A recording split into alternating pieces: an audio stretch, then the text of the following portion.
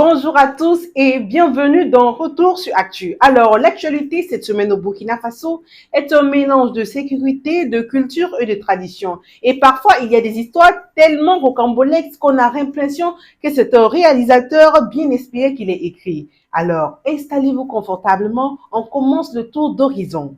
Le gouvernement a suspendu jusqu'à nouvel ordre l'exportation du bétail pour garantir suffisamment d'animaux sur le marché local.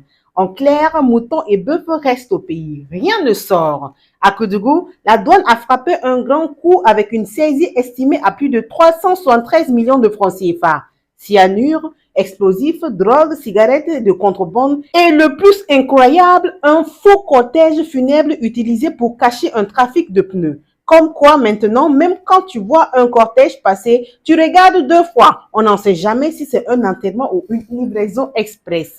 Côté sécurité, le ministère de la Sécurité a lancé l'application Alerte Laballe. Désormais, indiscipline routière, nuisances sonores ou tas d'ordures pourront être signalés via photos, messages vocaux et géolocalisation.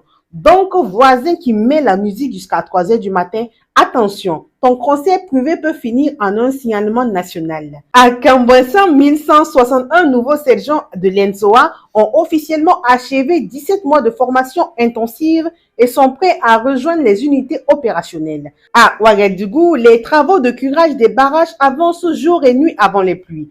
Cette année, les équipes veulent prendre les devants parce qu'on connaît tous ce fameux Ouaga sous l'eau qui transforme parfois certaines routes en rivières improvisées. Le 15 mai, le Burkina Faso a célébré la journée nationale des coutumes et traditions. Prières, rites sacrés, hommages aux ancêtres et ambiances de cohésion sociale ont rythmé les cérémonies à travers plusieurs localités du pays.